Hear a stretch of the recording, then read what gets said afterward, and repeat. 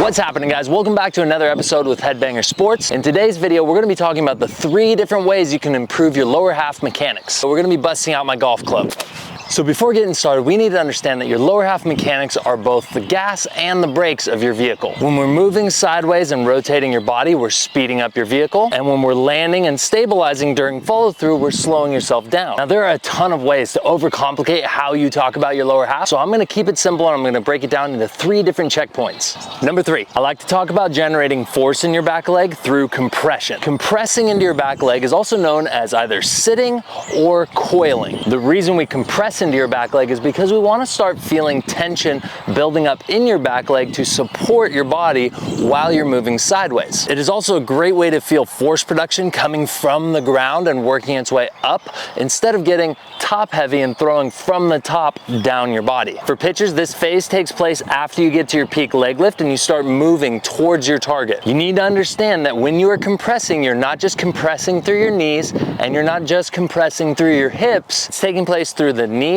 and the hips simultaneously like this. Where I see a lot of athletes mess this one up is when they get to their peak leg lift and they begin to move down in this direction. The initial movement is taking place through the knee here and they try to recover through the hip at the end, but it's already too late. Your body starts shifting towards the movement that your front foot is doing. Your entire center of mass begins to change direction instead of moving straight towards the target you're trying to throw at. In golf, when you take the club back, you're initiating through the hip position here to generate that coil or load into your glute muscle. As you get to the top of your swing here, your hip socket is going to begin to drive in the direction you're trying to swing. If you fail to compress into your hip while you're swinging a golf club, you're going to look something like this.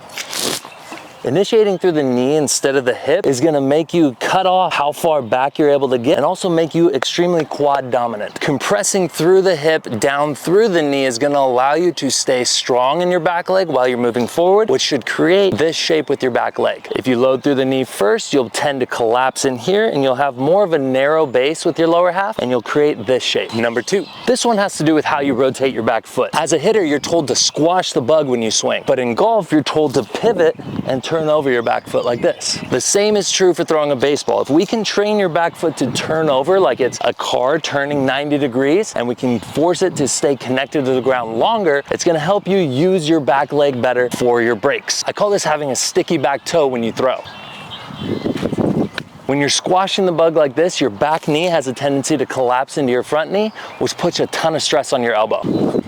And number 1, this phase has to do with your front leg when you're landing.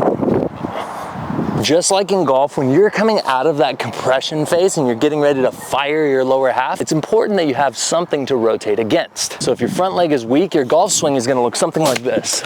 Having a strong front leg when you're coming out of your compression phase is going to give you something to leverage against, which is going to help you produce more rotational power.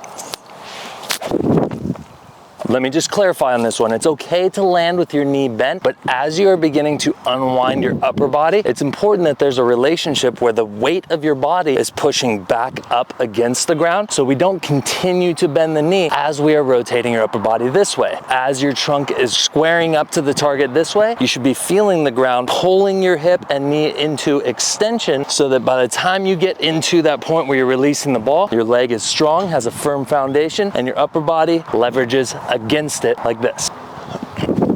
Now guys, I'm the pitching guy here on social media. I'm not the golf guy, so don't judge my swing too much.